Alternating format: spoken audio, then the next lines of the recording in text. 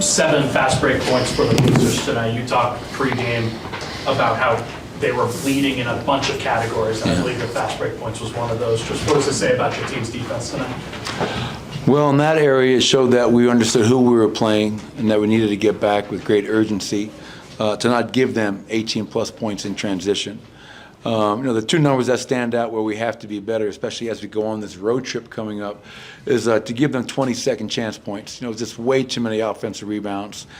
So there were examples where we played good defense, Ryan, but then we didn't finish it with a defensive rebound. They had 14 offensive rebounds. And then the other one that's probably a little bit more alarming for me is the turnovers. We had 22 for 20 points tonight.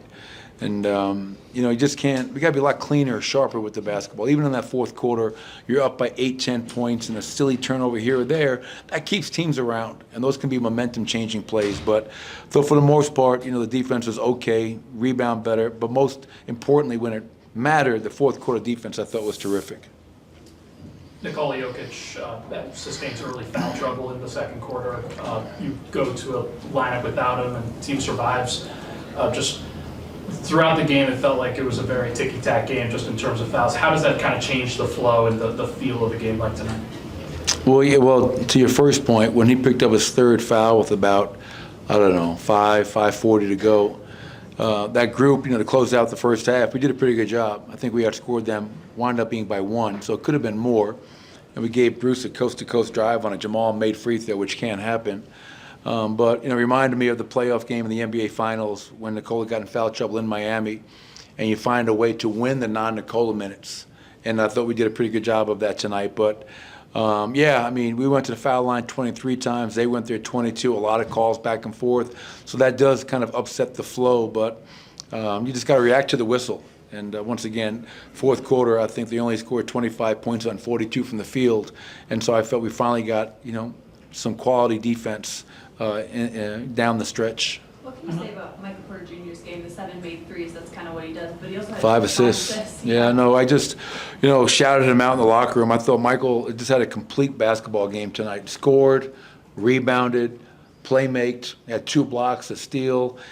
So there really wasn't one area where Michael wasn't really efficient tonight. So, and that should be his goal, right? How can I impact the game across the board?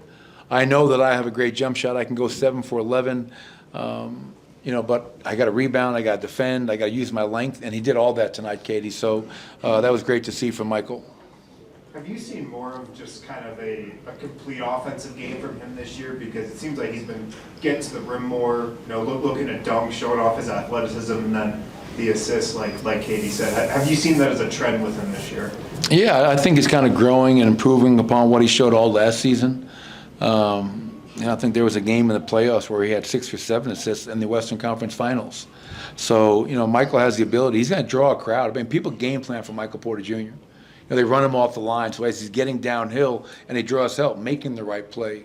I think one area, man, if he can continue to understand how important it is for him to pass and cut, because his man is always going to relax, and he's so big, and Nicola's going to find him every time.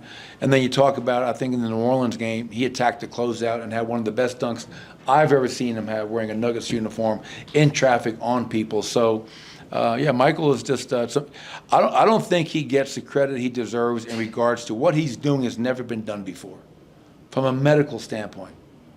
If you really understand and look at what he's doing from a medical standpoint, the brace he wears every night, and for him to go out and do what he's doing, if you just take a step back, it's just incredible.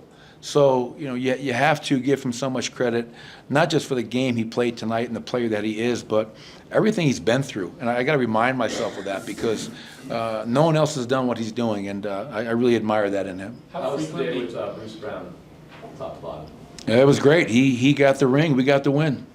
Sign me up, Doc. I'll take that all day, every day. But it was great to see Bruce. You could see that's kind of probably the neatest thing about when we have it for Jeff. We had it for Ish. We had it for Bruce.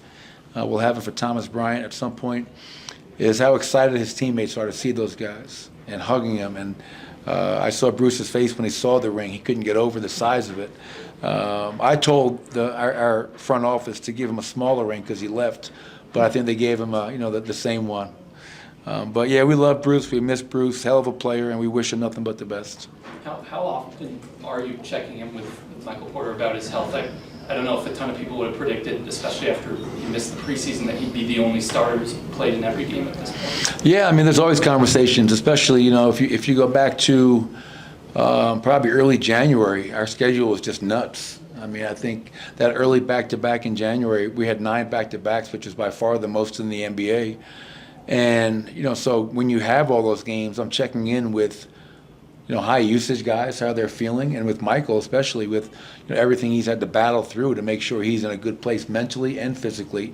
And that's not just a conversation with Michael, but also our training staff, Steve Short, who is the director of our sports science team, making sure that he's in a good place. So, constant communication always helps. One more. Aaron's been scoring at a really efficient level since he's come back. What stands out about what he's doing offensively for you guys? How efficient he's been. If you look at his numbers, whether it's from the field, from the three, from the foul line, he's doing a really good job of playing efficient basketball. I love the fact that he had 10 boards tonight. He only had 1 at halftime. And that was a huge, 2 things I hammered home at the half were the rebounding and the turnovers. And I thought Aaron really led the charge in the second half of being active on the glass to get 9 of those 10 in the second half. So I just love Aaron's efficiency right now. I mean, 20 and 10, 3 assists, getting to the foul line 8 times. An aggressive Aaron Gordon is a very effective Aaron Gordon. Thank you, Coach. All right, thanks, everybody. And Jamal and Michael.